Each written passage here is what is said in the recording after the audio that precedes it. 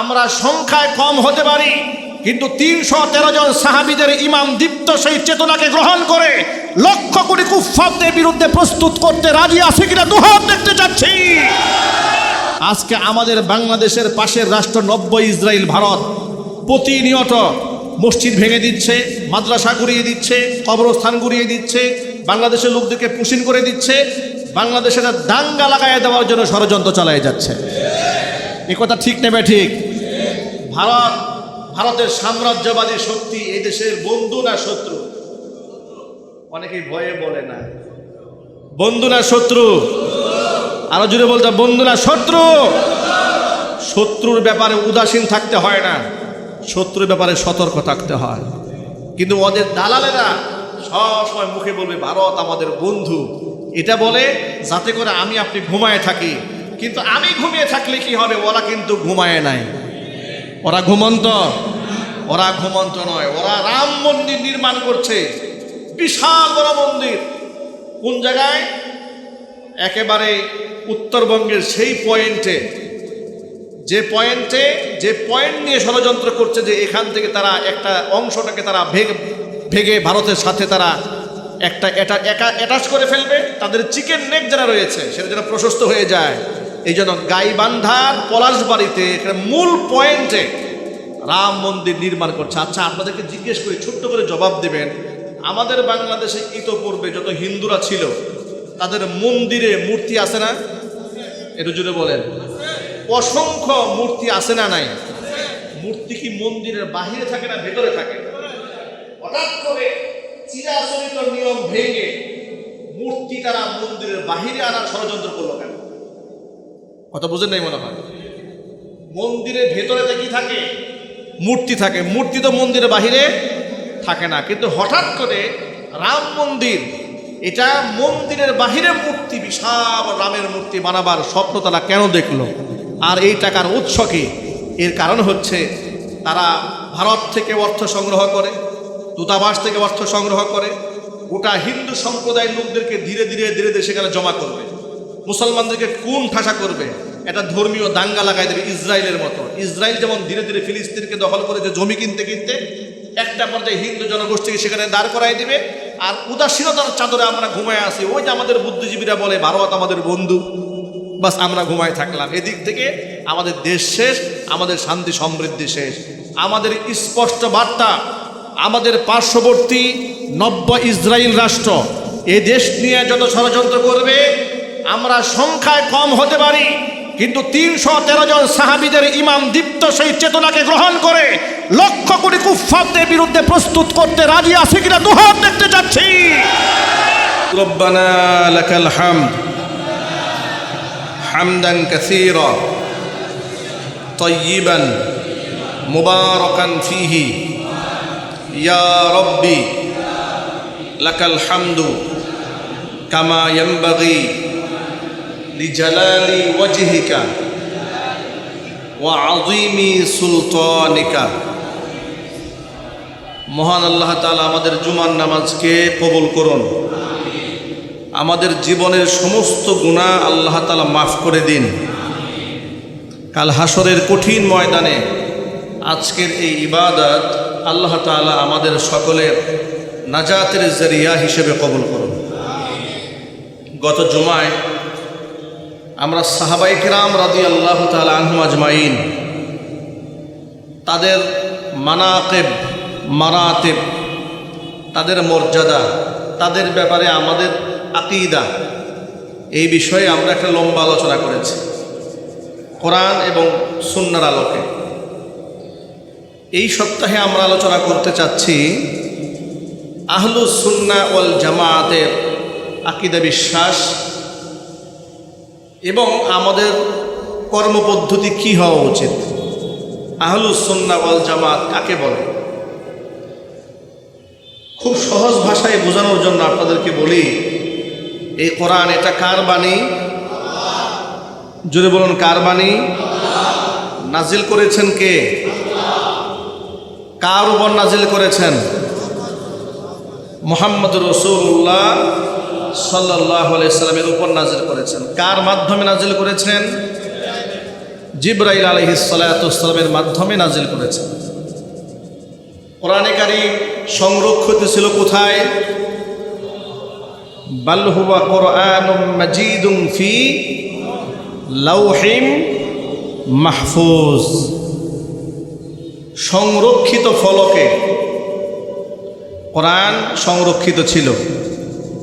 সেখান থেকে কোরআন নাজিল হল জিবরাইল আমিনের মাধ্যমে। জিবরাইল আলাইহিস সালাতু ওয়াস সালাম সম্পর্কে আল্লাহ পাক কি বললেন? আল্লামাহু শাদীদুল কুওয়া, নবীকে যিনি শিক্ষা দিলেন এই কোরআন, সে জিবরাইল হচ্ছেন শাদীদুল কুওয়া, প্রচণ্ড শক্তিশালী, প্রচণ্ড শক্তিশালী। মানে এমন কোনো শিক্ষক দ্বারা রসুলকে শেখানো হয়নি যে তিনি আনার পথে তার কাছ থেকে কোনো ইলিম ফেরেশতারা অন্য কেউ কামড়াকামড়ি করে নিয়ে গেছে, ছিনতাই হয়ে গেছে। এমন একজন ফেরেশতা তিনি, আল্লামাহু শাদীদুল কুওয়া, প্রচণ্ড শক্তিশালী ফেরেশতা। তার নাম হযরত জিবরাইল আলাইহিস সালাতু ওয়াস সালাম।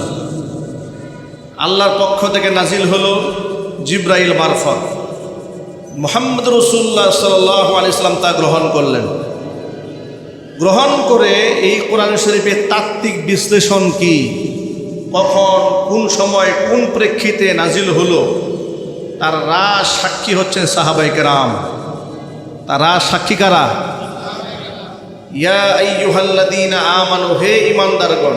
এই কথা বললে সরাসরি সাহাবায়ে কেরামদেরকে সম্বোধন করে কথা বলা হতো। এর মানে পৃথিবীতে সমস্ত ঈমানদাররা সম্মোধিত ব্যক্তি হলেও সরাসরি চাক্ষুষ সম্মোধিত ব্যক্তি হচ্ছেন সাহাবায়ে কেরাম।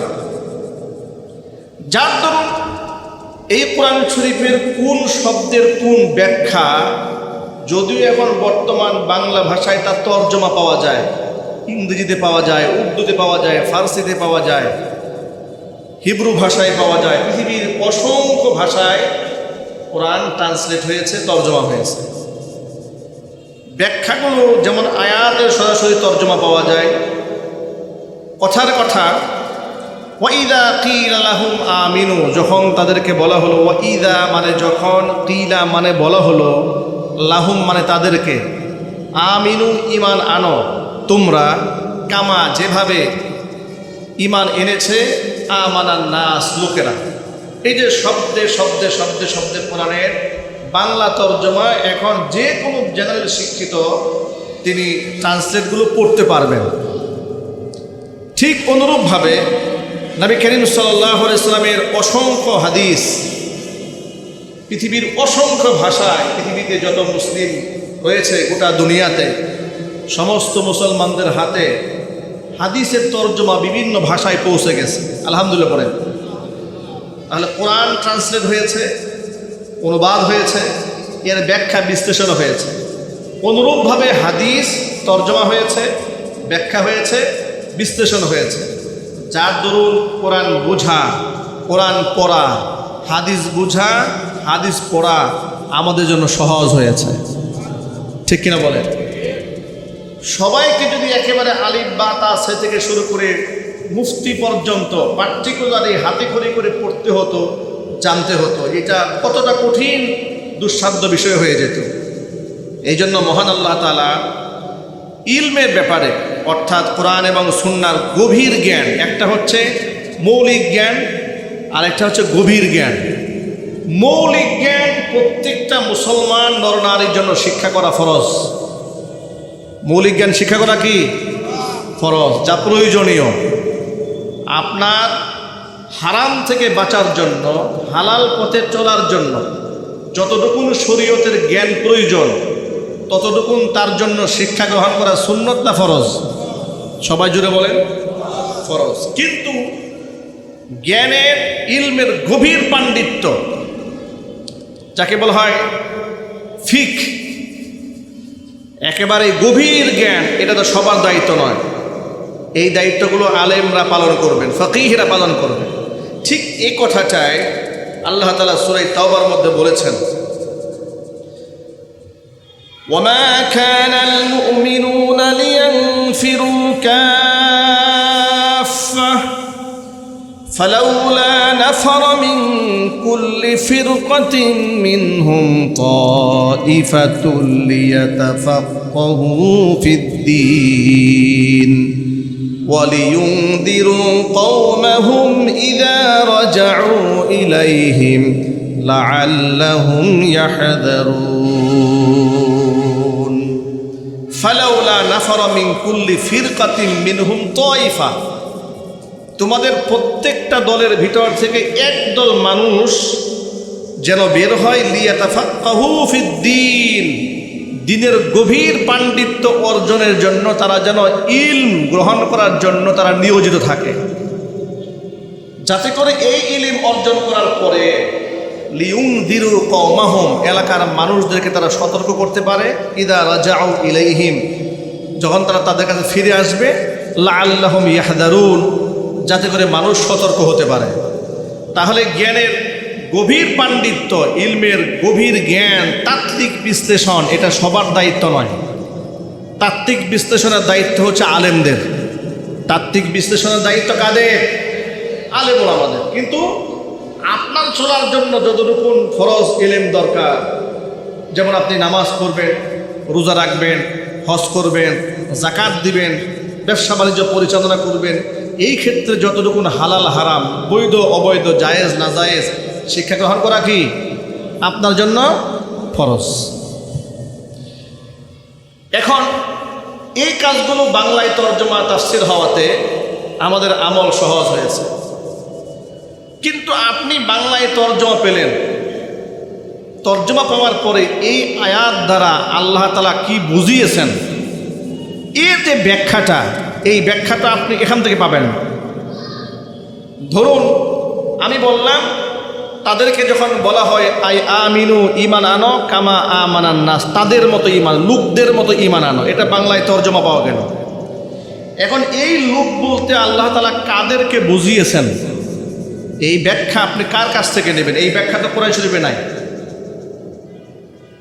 লোকদের মতো ঈমান আনো, কিংবা আরেকটা আয়াত বলি আপনাদেরকে, ومن يشاقق الرسول من بعد ما تبين له الهدى ويتبع غير سبيل المؤمنين نوله ما تولى ونصله جهنم وساءت مصيرا।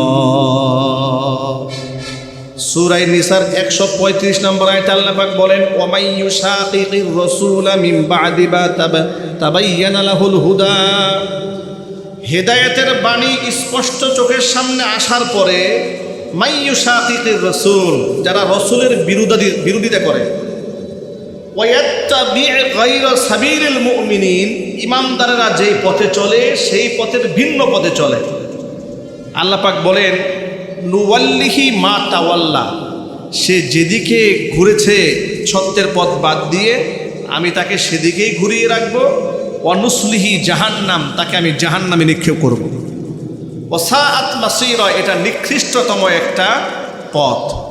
দেখুন এই যে আল্লাহ পাক বললেন ওয়ায়াত্তাবি গায়রা সাবিলিল মুমিনিন, ইমানদারদের পথ পরিহার করে যারা ভিন্ন পথ অবলম্বন করলো, এই ইমানদার বলতে আল্লাহ কাদেরকে বোঝালেন?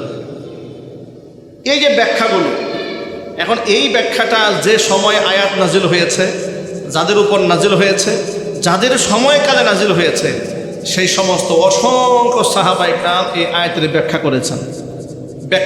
রাইসুল মুফাসসিরিন আব্দুল্লাহ ইবনে আব্বাস রাদিয়াল্লাহু তাআলা আনহু, আব্দুল্লাহ ইবনে মাসউদ রাদিয়াল্লাহু তাআলা আনহু ব্যাখ্যা করেছেন, আবু হুরায়রা রাদিয়াল্লাহু তাআলা আনহু তিনি ব্যাখ্যা করেছেন, আবু বকর সিদ্দিক রাদিয়াল্লাহু তাআলা আনহু ব্যাখ্যা করেছেন, ওমর রাদিয়াল্লাহু তাআলা আনহু ব্যাখ্যা করেছেন। তাহলে সাহাবায়ে কেরামের সময়কালে কোরআন নাজিল হয়েছে। এই জন্য প্রত্যেকটা মুমিন মুসলমানের আকীদা বিশ্বাস হচ্ছে আহলুস সুন্নাহ ওয়াল জামাআহ।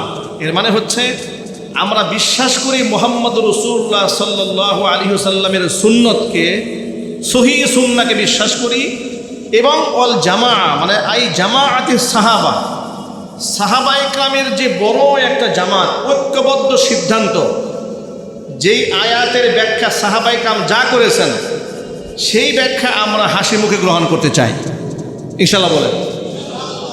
একটা ব্যাখ্যা বাংলা তর্জমা করে আমি করলাম একরকম, হযরত আবু বকর সিদ্দিক রাদিয়াল্লাহু তাআলা আনহু করেছেন আরেক রকম। আমার ব্যাখ্যা চলবে না হযরত আবু বকরের ব্যাখ্যা চলবে? যদি বলুন কার ব্যাখ্যা চলবে? এই জন্য কোরআন এবং সহিহ সুন্নাহর বুঝ সেটা সাহাবা ইকরামের চিন্তা চেতনার উপরে ভিত্তি করে, তাদের বুঝের উপরে ভিত্তি করে যেই বুঝটা গ্রহণ করা হয় সেটাই হচ্ছে আহলুস সুন্নাহ ওয়াল জামাতের গৃহীত আকীদা। এই জন্য কোরআন এবং সুন্নাহ নিজে নিজে বুঝে পণ্ডিত হওয়া যায় না। কোরআন এবং সুন্নাহ বুঝতে হয় আল্লাহ রসুলের কাছ থেকে, বুঝে নিতে হয় সাহাবা ইকরামের কাছ থেকে। তাদের পথটাই হচ্ছে হেদায়েতের পথ। এবার আপনাদের সামনে আরেকটু পরিষ্কার করে বলি,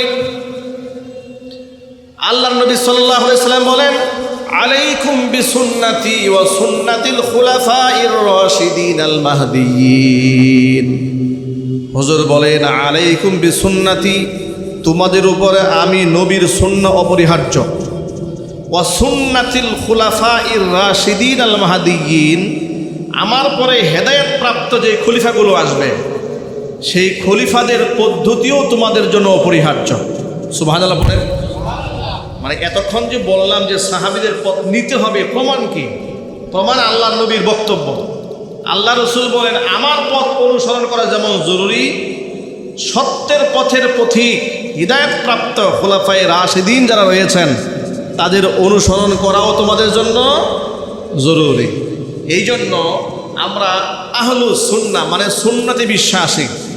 আহলুস সুন্নাত মানে হচ্ছে সুন্নাত ওয়ালা। একটু বাংলা ভাষায় একটু খোলামেলা বলি, এই যে দেখবেন বিভিন্ন জায়গায় বলে আমরা আহলে সুন্নাহ ওয়াল জামা, আহলে সুন্নাহ ওয়াল জামা। এটা বাংলা কি? আহলুস সুন্নাহ মানে হচ্ছে সুন্নত ওয়ালা, যারা সুন্নতকে ধারণ করে, সুন্নতকে গ্রহণ করে, সুন্নতকে বিশ্বাস করে, সুন্নতকে লালন করে, সুন্নতকে অনুসরণ করে, সুন্নাহকে প্র্যাকটিস করে, সুন্নাহকে প্রতিষ্ঠিত করে, তাকে বলা হয় আহলুস সুন্নাহ। তাকে কি বলা হয় জুড়ে বলুন, সবাই জুড়ে বলেন। তাকে বলা হয় আহলুস সুন্নাহ। এবার শোনেন, ওয়াল জামা, এবং আমরা জামাত ওয়ালা মানে কি? আই জামাআতিস সাহাবা, সাহাবা ইকরামের জামাতের ঐক্যবদ্ধ যে সিদ্ধান্ত, যে মতামত, যে চিন্তা চেতনা, সেটাকেও আমরা গ্রহণ করি। সুতরাং কোরআনকে আমরা নিজের মতো বুঝি না, কোরআন বুঝি আল্লাহ রসুল যেভাবে বুঝিয়েছেন, যেভাবে সাহাবা ইকরাম রাদিয়াল্লাহু তাআলা আনহুম বুঝিয়েছেন। সাহাবীদের আদলে যারা কোরআন হাদিস বুঝে তাদেরকে বলা হয় আহলুস সুন্নাহ ওয়াল জামাত। তাই কি বলা হয় যদি বলেন সবাই? আহলুস সুন্নাহ ওয়াল জামাত। আমরা সকলেই আহলুস সুন্নাহ ওয়াল জামাতের আকীদায় বিশ্বাসী। বলেন আলহামদুলিল্লাহ। একটু জুড়ে বলেন আলহামদুলিল্লাহ। এখন আসেন মূল কথায়। যদি আহলুস সুন্নাহ ওয়াল জামাতের বিশ্বাসী হয়ে থাকি, তাহলে আমাদের কর্মপদ্ধতির মধ্যে এমন কোনো কর্মপদ্ধতি ধর্মের নামে থাকা যাবে না, রাখা যাবে না, যে ধর্মের ব্যাখ্যা রাসূল সাল্লাল্লাহু আলাইহি ওয়াসাল্লাম দেন নাই, সাহাবা ইকরাম দেন নাই। ঠিক না ঠিক বলেন? এবার আপনাদেরকে জিজ্ঞেস করি, এই পৃথিবীতে নবী করিম সাল্লাল্লাহু আলাইহি ওয়াসাল্লাম যে পরিমাণ ভালোবাসা মুহাব্বতের পাত্র হয়েছেন, যে পরিমাণ আল্লাহর পক্ষ থেকে সম্মানের পাত্র হয়েছেন, পৃথিবীতে কি তার মেসাল, তার সমতুল্য, সমকক্ষ কেউ ছিল? জুড়ে বলুন, ছিল? বর্তমানে আছে? ভবিষ্যতে হওয়ার আদৌ কোনো সম্ভাবনা আছে? যদি না থেকে থাকে, তাহলে সম্মান সাহাবা ইকরাম রাসূলকে যেভাবে করেছেন সেটা হচ্ছে আমাদের পথ। আল্লাহর নবীর দুনিয়া থেকে ইন্তেকাল হয়ে গেল। দুনিয়া থেকে পৃথিবীর সবচেয়ে ভালো মানুষ, সবচেয়ে মর্যাদাপূর্ণ নবী দুনিয়া থেকে বিদায় হয়ে গেলেন, যার ব্যাপারে কোরআন মাজিদ আল্লাহ বলেছেন, ওয়ারাফা'না লাকা যিকরাক, আপনার নামের সম্মান আমি উপরে উঠিয়ে দিয়েছি। মুহাম্মাদুর রাসূলুল্লাহ বলে আল্লাহ পাক মুহাম্মদ সাল্লাল্লাহু আলাইহি ওয়াসাল্লামকে তার রাসূল বানিয়েছেন, আয়াত বানিয়ে তাম পৃথিবীর মানুষের কাছে সাক্ষী দিয়ে দিলেন। জোরে বলেন সুবহানাল্লাহ। এত বড় মর্যাদার অধিপতি আল্লাহ পাক তার রাসূলকে বানিয়েছেন।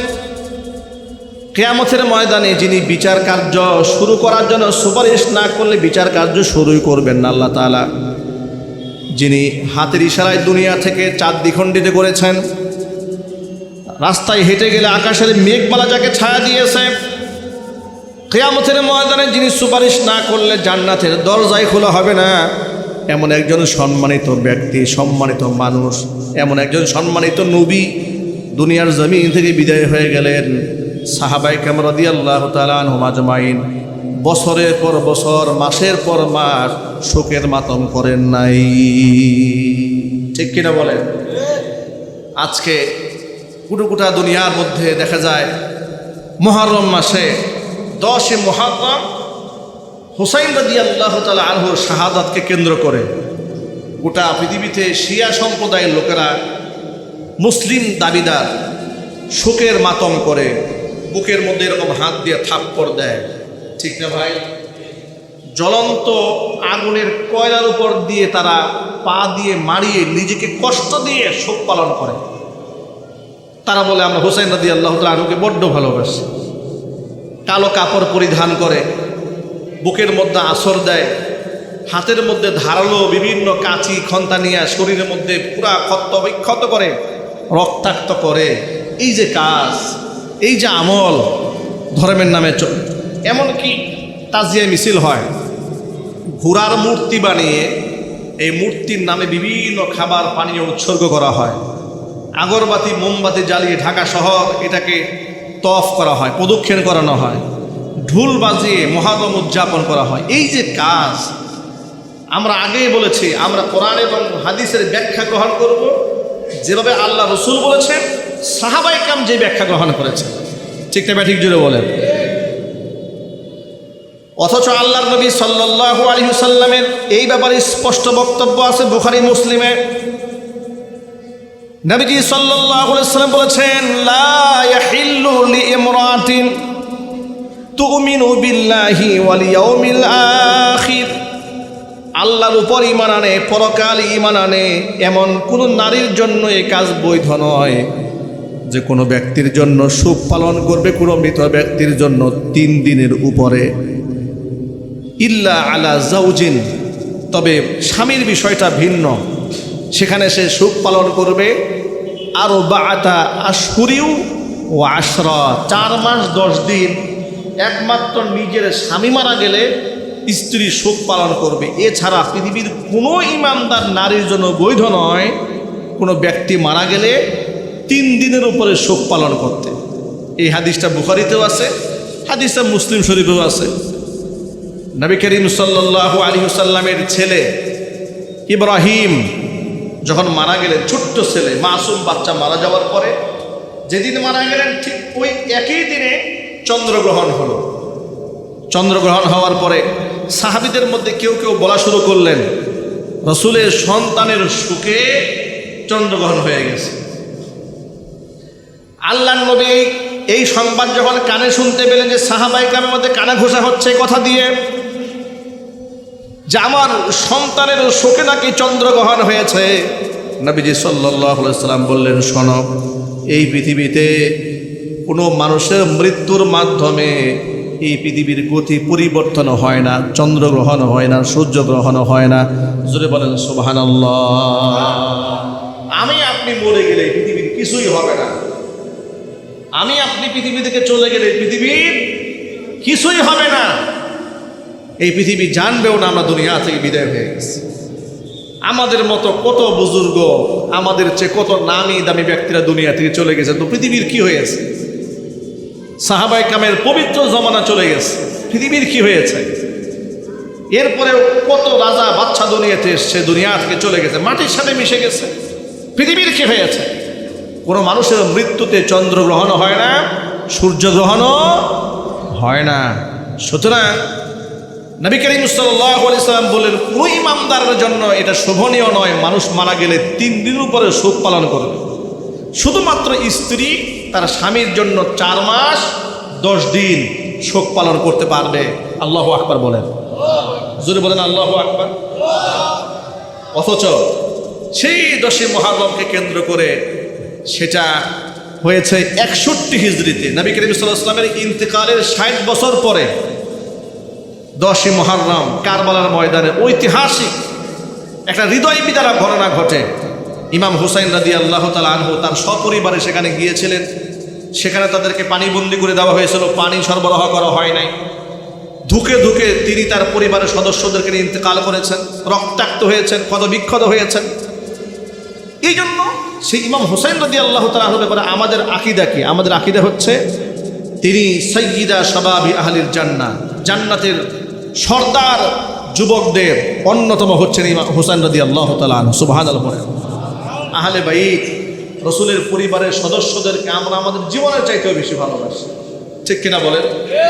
আমরা যেভাবে হযরত আলীকে ভালোবাসি, হুসাইন রাদিয়াল্লাহু তাআলা আনহুকে ভালোবাসি, হাসান রাদিয়াল্লাহু তাআলা আনহুকে ভালোবাসি, ফাতিমাতুজ জাহরা রাদিয়াল্লাহু তাআলা আনহাকে যেভাবে ভালোবাসি, ঠিক অনুরূপভাবে আবু বকর সিদ্দিক, ওমরে ফারুক রাদিয়াল্লাহু তাআলা আনহু, তালহা রাদিয়াল্লাহু তাআলা আনহু, জুবাইর রাদিয়াল্লাহু তাআলা আনহু, আব্দুর রহমান ইবনে আউফ রাদিয়াল্লাহু তাআলা আনহু, সাদ বিন আবি ওয়াক্কাস রাদিয়াল্লাহু তাআলা আনহু, আব্দুল্লাহ ইবনে জুবাইর রাদিয়াল্লাহু তাআলা আনহু, সাদ বিন আবি ওয়াক্কাস রাদিয়াল্লাহু তাআলা আনহু, আব্দুল্লাহ ইবনে আব্বাস রাদিয়াল্লাহু তাআলা আনহু, আব্দুল্লাহ ইবনে মাসউদ রাদিয়াল্লাহু তাআলা আনহু সহ সমস্ত সাহাবীদেরকে আমরা ভালোবাসি।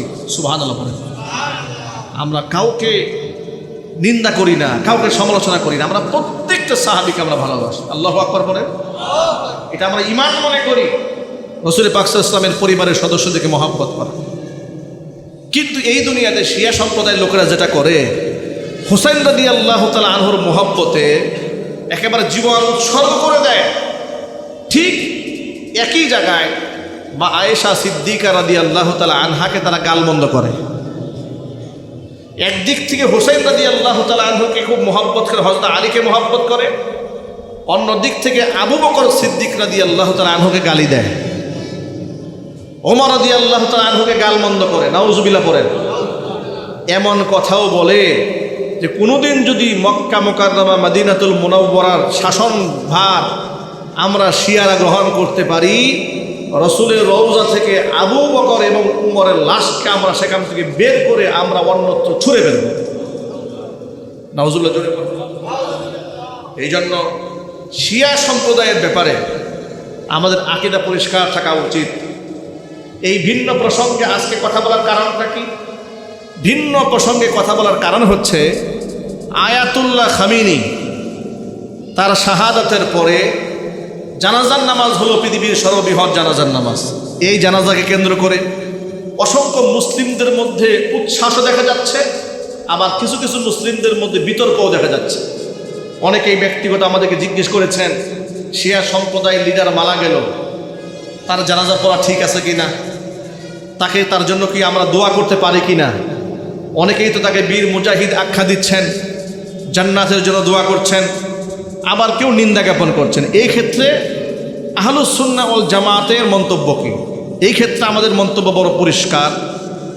স্পেসিফিক আয়াতুল্লাহ খামিনির সরাসরি তার ঈমান আকীদা কুফুরির ব্যাপারে স্পষ্ট দলিল না থাকলে কোনো ব্যক্তিকে কাফের বলা যায় না, এক নাম্বার। দুই নাম্বার, তবে শিয়া সম্প্রদায়ের অসংখ্য অগণিত আকীদা বিশ্বাস এরকম রয়েছে যে আকীদা তাদেরকে কুফুরির দিকে ঠেলে দেয়। তবে গোটা দুনিয়ার জাগতিক বাস্তবতাকে কেন্দ্র করে পৃথিবীর মুসলিমদের চরম শত্রু আমেরিকা, ইসরায়েল, তাদের বিরুদ্ধে যেভাবে বীর বাহাদুরের মতো আয়াতুল্লাহ খামেনি তার দল গোটা পৃথিবীর বুকে শির উঁচু করে দাঁড়িয়ে জীবন বিলিয়ে দিয়ে রবের পথে থাকা, দৃঢ়পদ গ্রহণ করা, কুফফারদের বিরুদ্ধে যুদ্ধ করা যে দৃষ্টান্ত স্থাপন করেছে, পৃথিবীর ইতিহাসে তা স্মরণীয় হয়ে থাকবে। ঠিক তবে ঠিক বলেন আয়াতুল্লাহ আল খামেনি। সুতরাং তাকে সুস্পষ্ট কাফের বলা না গেলে তার জন্য দোয়া করা যেতে পারে, তার ভুল ত্রুটি মার্জনার জন্য আল্লাহর কাছে ক্ষমা প্রার্থনা করা যেতে পারে। তবে এই কারণে গোটা শিয়া সম্প্রদায়ের উপরে নমনীয় হওয়ার কোনো সুযোগ নাই। কারণ শিয়া সম্প্রদায়ের অসংখ্য লোকেরা সাহাবায়ে কেরামের ব্যাপারে এমন মারাত্মক কথাবার্তা বলে যা আপনার কান শুনতেও তা প্রস্তুত নয়। আমরা সেটা ভিন্ন এক প্রসঙ্গে লম্বা আলোচনা করবো ইনশাআল্লাহ। বলেন ইনশাআল্লাহ।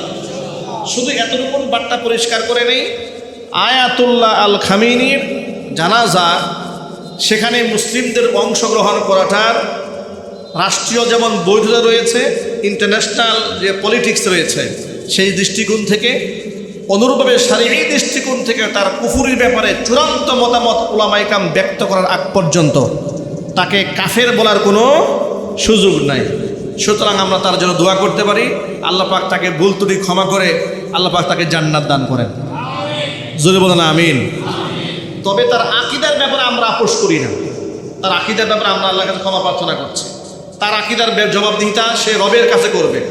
তবে এতটুকুন বার্তা তো গ্রহণ করতে পারি, সে আকীদা ভ্রষ্ট মানুষ হওয়ার পরেও পৃথিবীর স্বৈরা শাসক জালেম কাফেরদের বিরুদ্ধে যেমন বীর দর্পে মাথা উঁচু করেছে, আজকে গোটা পৃথিবীর 57টা মুসলিম কান্ট্রির তথাকথিতরা কিন্তু মাথা উঁচু করে কাফেরদের বিরুদ্ধে দাঁড়াতে পারে নাই।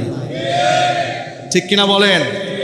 আয়াতুল্লাহ খামিনির জীবনে এটা বিরাট একটা শিক্ষা মুসলিম উম্মাহ যদি গ্রহণ করে যে আমরা জীবন দেব কিন্তু আমরা মাথা নত করব না। যেই আকীদা বিশ্বাস ছিল সাহাবায়ে কেরামের, যে আমল ছিল সাহাবায়ে কেরাম রাদিয়াল্লাহু তাআলা আনহুম আজমাইন, তাদের মধ্যে মাত্র 313 জন মোকাবেলা করেছে 1000 সশস্ত্র বাহিনীর সামনে।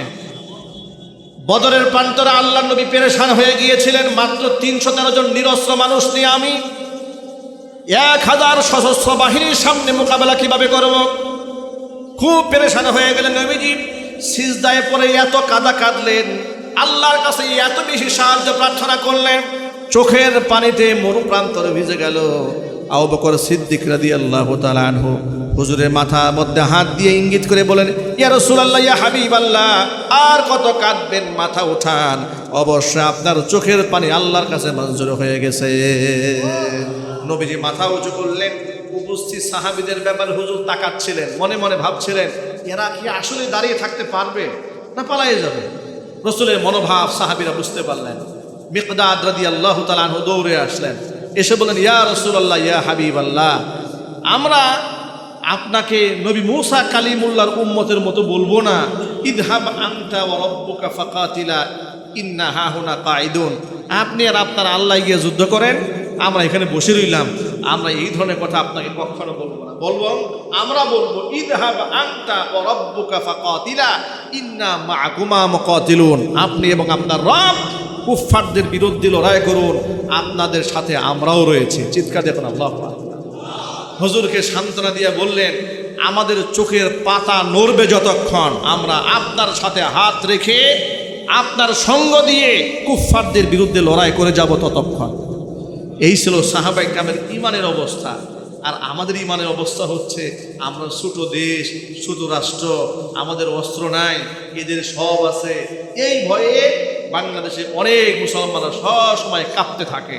আমি সকল মধ্য মুজাহিদ মুসলমান ভাইদেরকে বলে দিতে চাই, আয়াতুল্লাহ আল খামিনির মতো একক একটা রাষ্ট্র, পৃথিবীর পরাশক্তি ন্যাটো জোট বাহিনী আমেরিকাকে নাকানি চুবানি খাওয়িয়ে বেইজ্জত করে গোটা দুনিয়ার মধ্যে ইতিহাস তৈরি করেছে।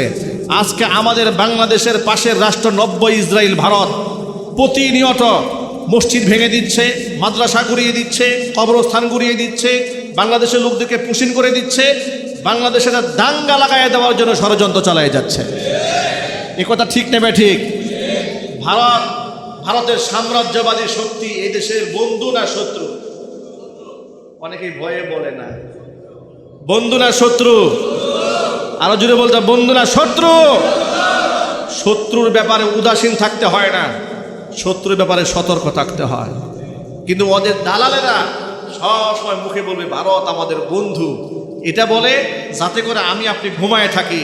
কিন্তু আমি ঘুমিয়ে থাকলে কি হবে? ওরা কিন্তু ঘুমায় নাই। ওরা ঘুমন্ত? ওরা ঘুমন্ত নয়। ওরা রাম মন্দির নির্মাণ করছে, বিশাল বড় মন্দির। কোন জায়গায়?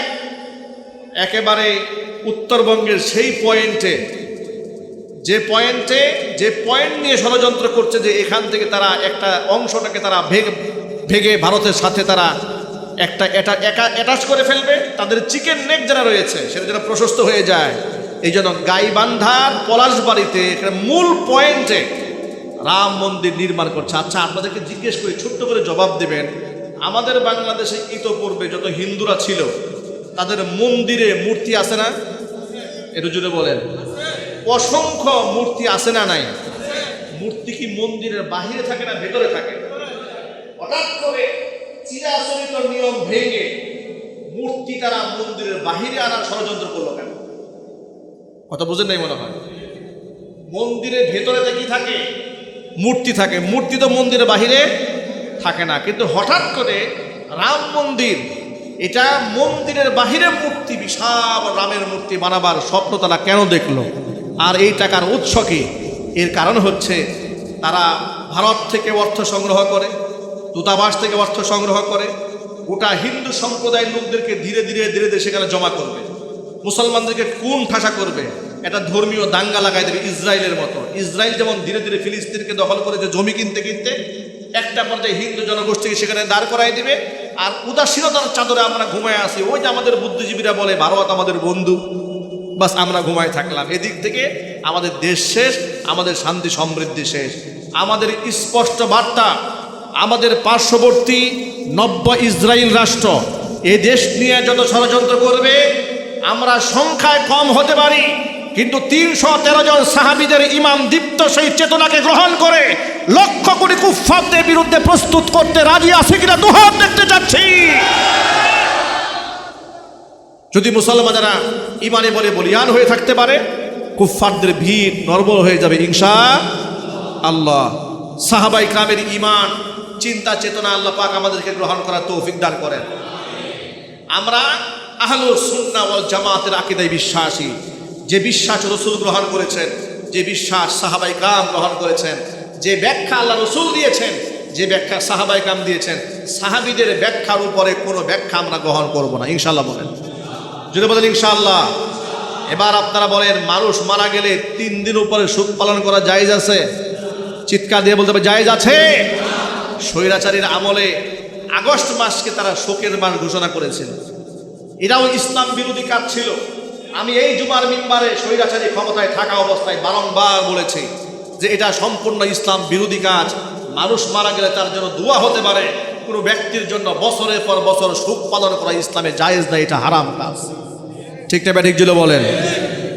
আল্লাহ পাক যেন এই ধরনের কুফরি আকীদা থেকে, চিন্তা চেতনা থেকে আমাদের বের হয়ে আসার তৌফিক দান করেন। সঠিক ঈমান ও ইসলাম গ্রহণ করার তৌফিক আল্লাহ পাক আমাদেরকে দান করেন, আমিন।